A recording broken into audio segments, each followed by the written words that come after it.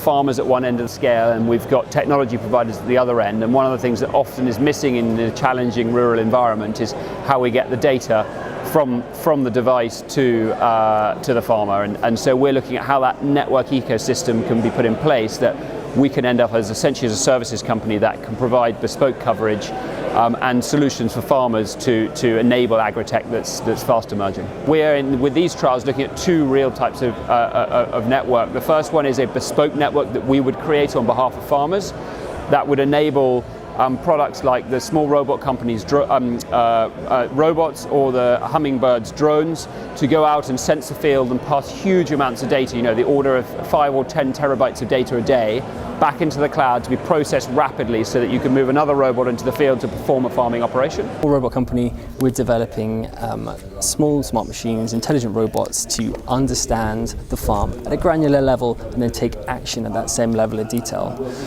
But it's something that really involves a huge amount of data processing. And even now it's a manual process to extract that data on farm, take it back and take the SD card out, analyze that and process that. What we envision here, working with Wessex Internet, Rural Dorset Talent, is making a step change in rural productivity by bringing that processing power onto farms, and giving farmers the tools to analyse that data sets at large scale, billions of data points on farm, and then take incredible action. So we're looking at drones as one of the main use cases. So being able to fly drones is really helpful for farmers because they're able to collect data and really detailed data from the field. So they're able to identify particular crops or particular diseases in crops or deficiencies in the soil from those images. And so essentially 5G is going to enable us to take that data back straight away from the field. So eventually the long-term vision is really that you have a drone that's completely automatic in the field, and that you don't have to have manual interaction at some point, although that's still a long way off. 5G comes in a number of flavors, and essentially the real development over 4G is the flexibility to be able to design a connectivity solution that's tailored for the specific requirements of that user.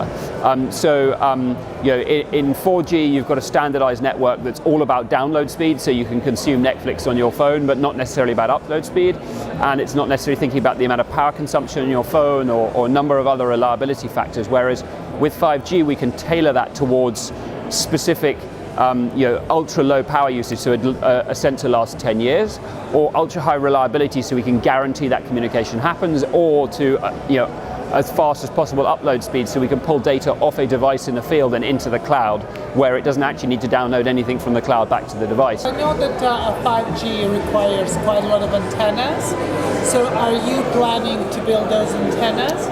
So in the bespoke coverage element of it, yes, we would plan to build those antennas. So that's where we're looking at how we can break the cost barriers. It costs someone like Vodafone over £250,000 to put a mast up. We want to get that down to sub £10,000 so that we can build masts in remote areas, preferably supported by solar panels rather than needing electricity connection, where we can deliver that connectivity very reliably. In the sensing side, we're working in partnership with Vodafone. They've already got an IoT network that sits out there. It's very underused.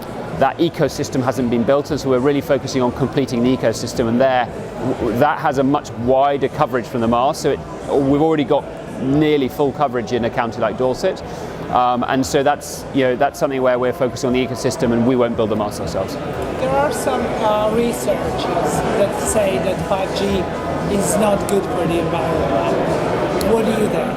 I think there are some campaigners that say that 5G is not good for us. I think all of the research that you see out in the market, and certainly if you really take an in-depth look, 5G is no more harmful than 4G or any of the previous generations. And I think that. But because the 4G has wider range, so there's not as many antennas. Yeah, I think it depends on what you're looking at.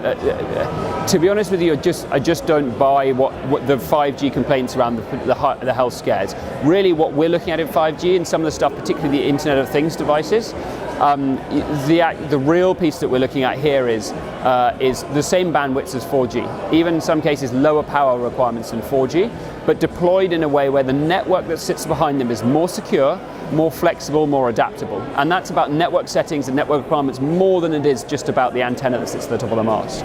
In terms of Yes, we may need more masts and many more masts, but we hope we can deploy those masts with wooden poles in much smaller sites with much smaller infrastructures. And I think as we go forwards, we'll see that done in a way which is using solar power and people with a concern about the ESG and net zero impact. So I think those are the environmental side of the cost and environmental cost of putting a mast up. I think people are becoming much more concerned about offsetting, and that I think will continue as we go forwards.